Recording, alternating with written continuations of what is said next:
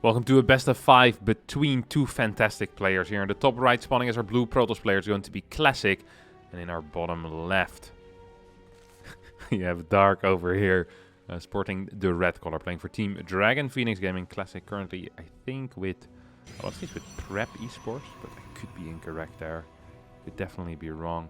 Quick scout coming out of Classic. Now, Dark is a very fun player to watch for me. He is someone that is known to play somewhat inefficient, to increase confusion, you know, maximum confusion, minimal efficiency. That seems to be his motto. Opening up with a 17 hatchery here, just straight up sending his drone out as well. Probably is aware of his opponent's, his opponent's tendency to block his natural, and as a result opens up with a 17 hatch immediately, or going up to 17 drones immediately. It's actually kind of rare to see, but it's cool. It's a little optimization. Just before I called him an inefficient player, and 1 minute in, he's already proving me wrong. Exactly the way it should be. So usually what you do, for the people that are not aware, is you'll send your drone down, and if you see the probe is capable of blocking your hatchery, you'll get your 17th drone. And you need to do that, otherwise you'll just be floating 350 minerals. Then you get a 17 hatchery at your third base location. But Dark here said, you know what, I'm just gonna blindly build that drone because I know you're going to block me. And the worst case scenario is just get a 17 hatch from my natural. So yeah, if you know your opponent is going to block you 100%, you have one drone that is now mining for maybe 5 seconds longer or so. So that's maybe one mineral trip. So yeah, it's a tiny optimization, but it does of course help. And this is one of these things where every single Zerg player will tell you that just pulling into gas in this matchup is incorrect, and Dark does it before he completely saturates his mineral line. Might also have something to do with the fact that he's just chasing a probe with his drone, rather than just right-click spamming on the mineral patches like most regular Zerg players do. Sometimes you see a drone come up for a second to hit a probe once, but this type of chasing is extremely rare. It's a fast speed that's coming out here, that's for sure. Very, very fast speed. And always gives the ability to perhaps Ling flood or do some other shenanigans. First unit here is going to be a Stalker, actually. And a skip on the warp gate. So this could be... Okay, I was gonna say this could be a Robo or a Stargate. And I was going to say, the one thing it literally cannot be is a Twilight Council. So, yeah, it's a little bit confusing, a little bit surprising. The interesting thing about the Twilight Council is, though, is that you can still play a Dark Shrine. So you can play a DT drop, and the delayed Warp Gate isn't going to mess with you so much. But because it's a delayed Warp Gate, you can't fake that you're playing a glaive build anymore. It's impossible, because you always want to get the quickest possible adepts out. I actually don't think it's going to matter this game, though. We see a crap ton of Link's Dark opening up with a drone pool here in game number 1 of this best of 5. Always exciting to see. 6 workers coming off the line. No scouting, of course, because it was a Stalker first. I wonder if this was a reaction to what he saw, or if he just said, no, this is actually...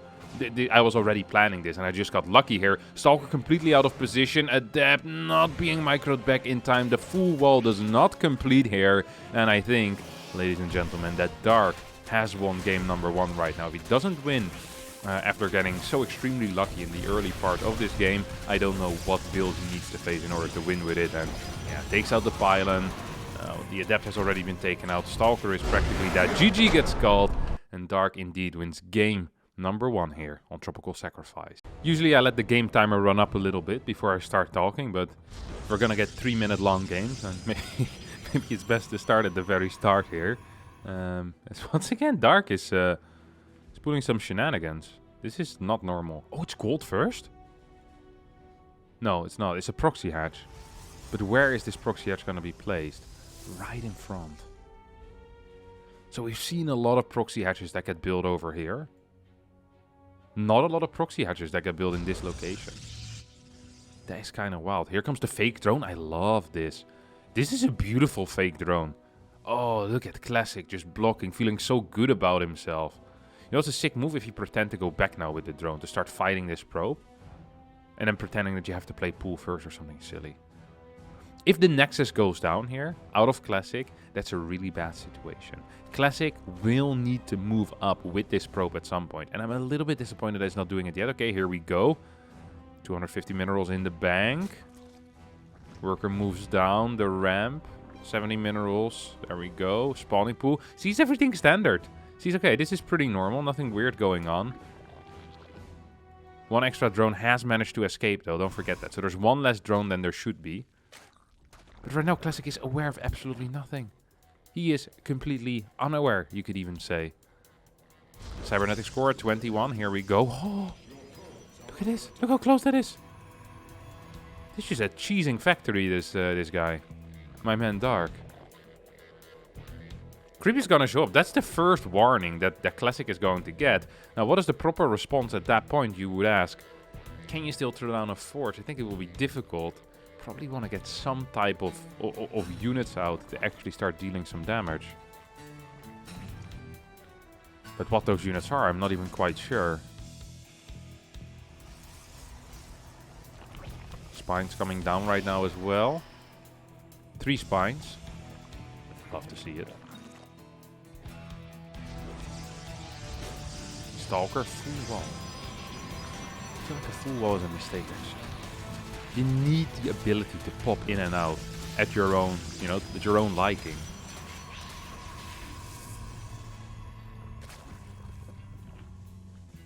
Robotics facility is about to finish up. Well, it's just started. It's not really about to finish up at all. Barely 25% in. This is in range of the battery, isn't it? If you just right-click the battery here, that's such a huge move. That's actually such a huge move. So we're gonna right-click the stalker now. There we go. 3 targets on the battery. It's only a single battery. If there was a second battery, they could heal each other, but that's not going to be the case here. 3 spine crawlers are, well, one of them is at least in range of the battery. The others are just fighting straight up against the stalker. Second battery will not finish up in time. Good control here on the spine crawler. The gate gets targeted down right now. Do we get some healing on the gate? We don't. Classic is going to let it get busted open. That means that the spines can now move forward. The pylon is going to get targeted down. No, wrong healing. Uses the super battery on the battery, but did not cancel the healing of the pylon with the battery that already was healing, and thus the super battery did not heal the pylon. A pretty sizable error here out of Dark. That means, or sorry, out of Classic. That means we're not going to get an Immortal. That means that the pylon doesn't stay alive. No extra Stalker either. With all of those things, I think there might have been a chance if you have that pylon still alive. I think there is a possibility here. There is a world in which it looks okay for Classic, but this, my friends, is absolutely not that world. GG gets called as Dark wins game number 2 within the 4 minutes once again, and is up 2-0 in this best of 5 after a mere 8 minutes of playing. This has been slightly disappointing for Classic so far, I just have to admit it. I mean, both games just kind of getting destroyed really fast, and it feels like he couldn't have done that much. Like, there is some things that went wrong in that last game, of course. The battery targeting the pylon, or the wrong battery targeting the pylon, or trying to heal the pylon. Perhaps the full wall wasn't brilliant either, but maybe it's not even that bad, and I underrated it a bit, perhaps. I don't know, it just feels like he's just getting a little bit unlucky. Open up Stalker first, the other guy goes for some Ling drone pool. I think it's just a default loss almost. Very sick reaction as well. I really, really do enjoy it. Beautiful to see. It's a build that we've seen a lot of Koreans play. Armani in particular has drone pool, a crap ton in the past. We'll see if that's going to happen again here on Cosmic Sapphire, where of course we have the base being built on the 3rd once more. That's a 3rd time that there's no hatchery in the natural. The first game, Classic knew where the hatchery was positioned. The second game, he was fairly unaware. Did he actually scout this time where the hatchery was going? This is a win for Dark, a major win. If you get your opponent scouting whether you build a 3rd or not, life is pretty good. Instant pull into gas here as well, look at that. That's beautiful. So, just continuously saying, hey, like, you need to be careful at all times, because my speed is going to be faster by, like, maybe 5 to 10 seconds, faster than any other Zerg. Yes, it costs me a little bit of mineral mining, but I don't give a crap about that. I'm gonna chase your worker as well. You're going to be the one that will make mistakes while I'm just chilling. Dark is so ridiculously good at this stuff. He makes it look so easy as well, which is the frustrating part. Like, you'll watch Dark play and you think, like, well, there's like some inefficiencies here, there's some inefficiencies there. It's like he's so darn aggressive. He's so scary as well. It's very tricky to play against. Sometimes his aggression does cost him a game against a weaker player, but when it matters the most in tournaments, he'll almost always performs. Almost always. Stargate going down right now in the main base here for Classic. It's not the fastest Stargate. It's actually quite a slow Stargate here. Look at that. That went down at 220. Yeah, a little bit later, even 221. That's actually quite a slow Stargate. I'm not super happy with that. If you're classic, you can get a Stargate down very consistently, 260. Even if you go for an early probe scout.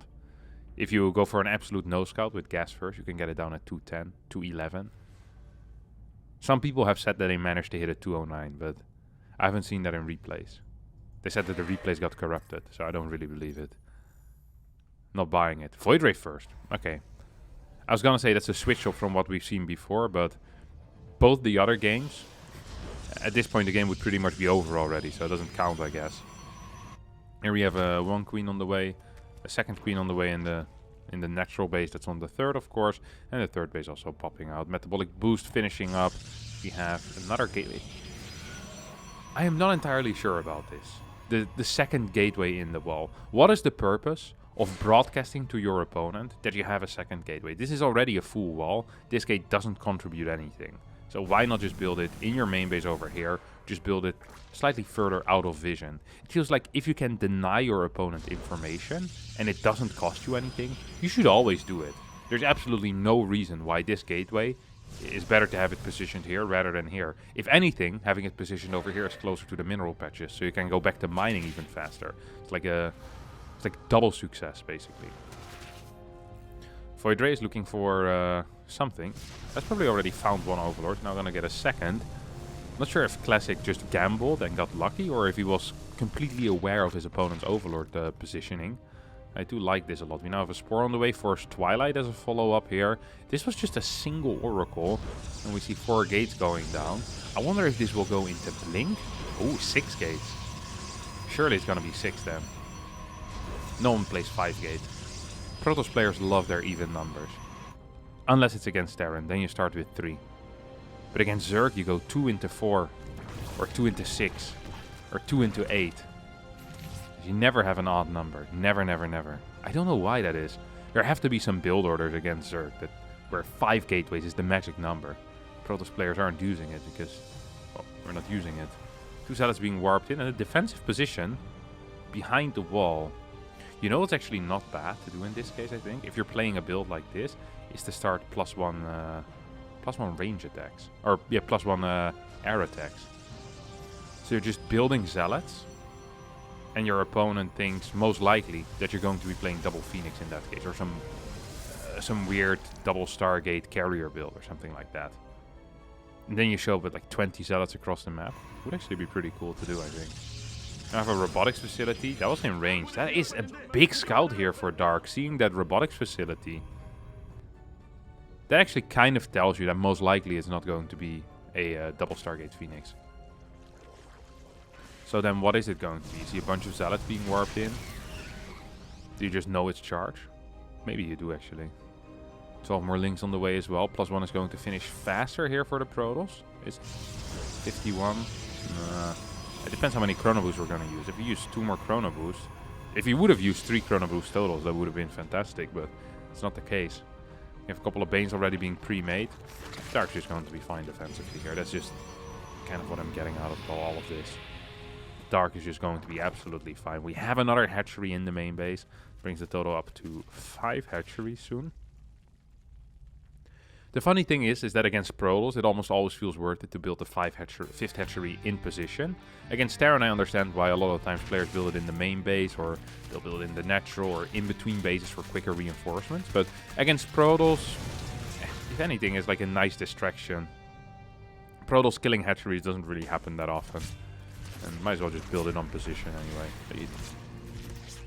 Like, imagine there's a zealot run by, and rather than attacking your drones in your 3rd, they're attacking the 5th hatch.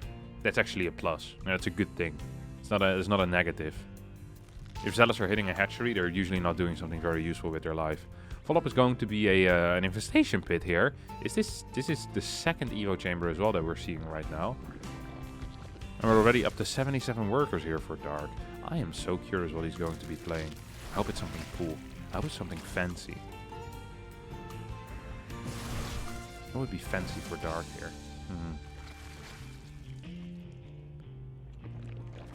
Maybe maybe like Infestors. If he builds 5 Infestors right now, that would be a fancy thing to do. Starts Neural Parasite.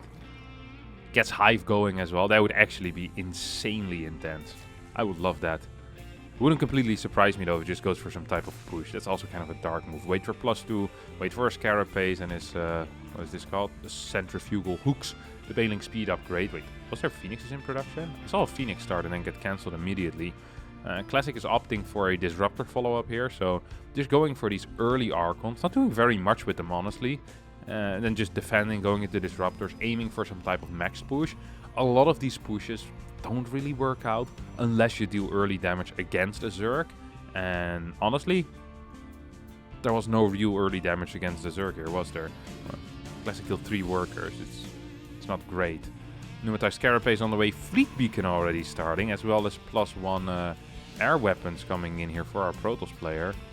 Now we have that 5th base coming down for Dark. There's a lot of Lings on the left side. Doesn't really want to do anything, it seems like. There is... this is so many workers for Classic as well. He's going to be massively oversaturated soon, because the main is running out. Natural starts running out in like a minute and a half from now. I don't really see him taking a 5th base anytime soon. He has 88 workers. He's already oversaturated right now on the 4th base. Yeah, transferring workers over. That's really not ideal. It also makes your army a lot smaller later on. There's a lot of cannons going down. Classic is actually playing some of the most boring StarCraft that I've seen in a while. There's no movement whatsoever on the map. Sitting back, relaxing, and just wants to take it to the late, I guess. I don't actually think that Dark is going to wait for that. I think if I know Dark, and I do, he's probably going to go for a bit of a push here, and he wants to blast that 5th base down. It's a nice pre-split out of Classic, but it also means there's way less units on the right side to defend. This is simply... Is this enough to hold? I'm not so sure. We also have these rocks being taken out right now. Archons making their way towards the top side. Bailing drop heading in towards... What was this? The 4th base or the 3rd base? I think that was the 3rd, actually. Overseer moving in towards the main. Let's take a look at the first-person view here out of Classic. Sees the Overlord coming in. Void Ray is semi in position. First few carriers are popping out right now. Prismatic overcharge. Prismatic alignment. The thing that the Void Rays use, whatever it's called. Gets blown there to kill that Overlord. Another Prism on the way. 10 Corruptors coming out soon for Dark. Why is it that there's so little supply right now for Classic? Did he lose something? He lost 17 Zealots. Surely that's not enough though. 6 Archons are out, 3 Disruptors too.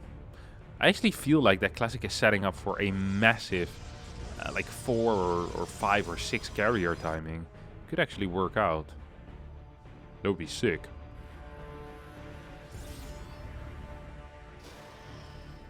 Mothership coming in as well. Okay. Do I dig it?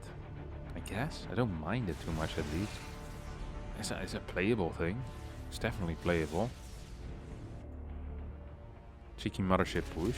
What if he's going to survive here though? His army's pretty spread out. There's no storm in this army. Here come a lot of Corruptors. Archons slightly out of position. Will not be capable of saving the carriers here. 2 carriers go down practically immediately. Banelings rolling forward. Purification Nova doesn't hit anything, I believe. As Banelings with +2 right now have a target in these probes. 24 get taken out. 5th base gets killed as well. Corruptor still taking out every carrier. This was a fantastic fight here for Dark. A fight that I feel like should not have happened, but a fight that did happen. And yeah, well, Classic is pretty much dead. GG gets called as Dark wins this series 3-0 in 19 minutes total. 2 cheeky cheeses and well, something that felt like it was going into a late game. I mean, he was getting ultras already at this point. We had a Greater Spire done. It really felt like this was like like what we call a noob check, you know? It's like, hey, making sure that you have enough defenses. And there simply weren't enough defenses. Classic accidentally died. Like, that's not really what's supposed to happen. Like, Dark had the falling piano prepared, but instead Classic just kind of stumbled and hit his head, you know? He fell over his untied shoelace. It feels like this wasn't where Dark wanted to win, but he did.